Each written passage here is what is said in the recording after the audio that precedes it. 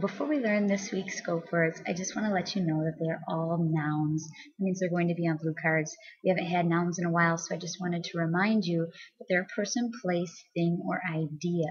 And we need to be careful when we use them in sentences that we use them as a noun. These are not words that you can do. They're not words that describe. They are actual people, places, or things. All right, so the first word is envy.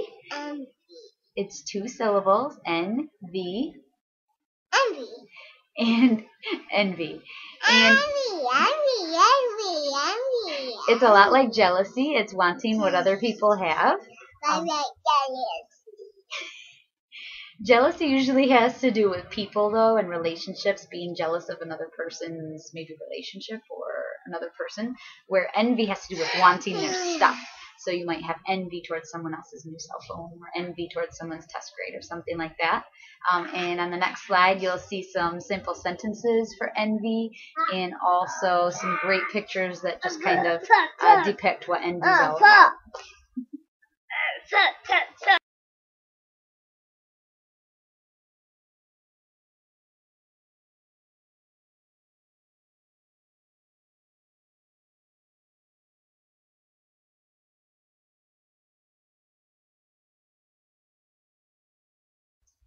All right, the next word is fraud, and a fraud could be a person or a thing. It's a fake or an imposter, so this is not a good thing. Fraud comes in many forms. You can have credit card fraud, which would be when someone uses another person's credit card. You can have tax fraud, which is where someone would lie on their taxes about how much money they made or gave or something like that. There's email fraud. There's regular mail fraud. There's all different kinds of fraud, and either way, it's not a good thing. There's usually jail time or prison involved with any kind of fraud. It means to fake or pretend, and so Eli is a fraud. Come over here, Eli. He is being a fake or an imposter. What are you? Are you a monster? Yeah! You're not fooling me. I know you're Eli. So Eli was a fraud because he's pretending to be something he's not.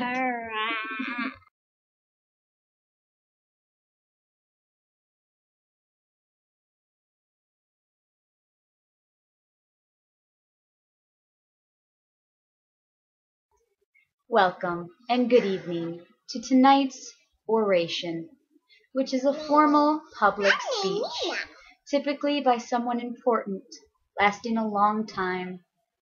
I'd like to think of it as boration, because orations are usually quite boring. Think of the long presidential speeches on TV, or a long lecture that you might hear from a teacher. Oration.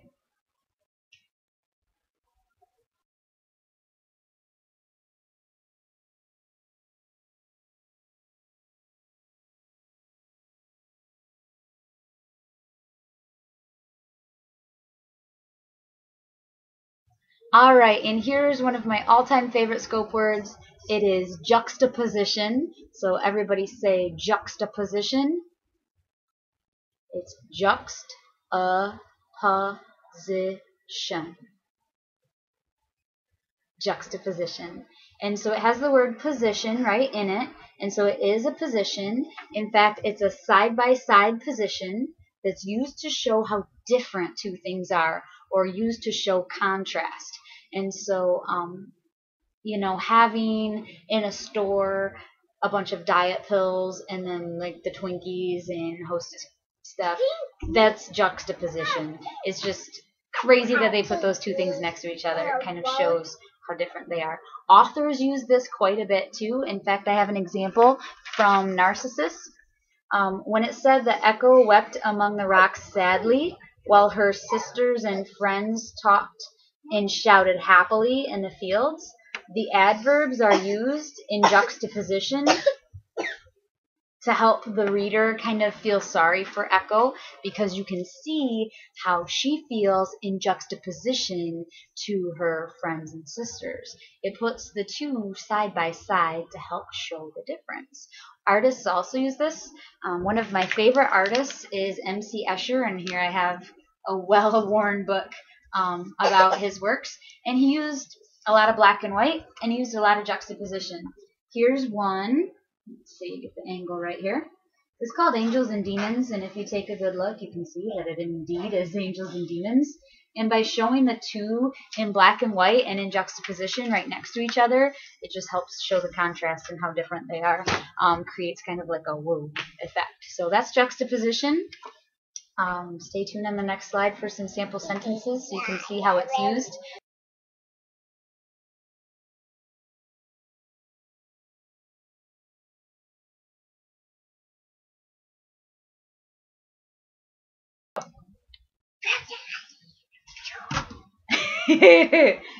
You might be wondering what Eli is doing.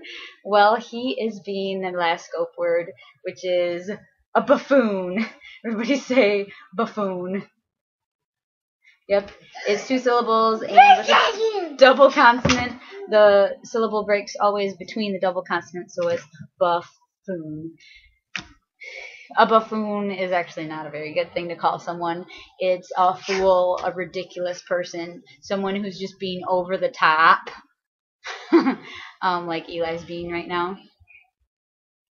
And so, you know, it's kind of like calling someone an idiot, but not quite as harsh. It's just like a fool. You're being ridiculous. It's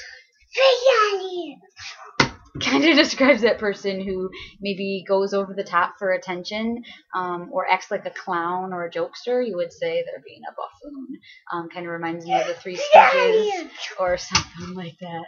So that's buffoon. This is our one noun who is actually a person.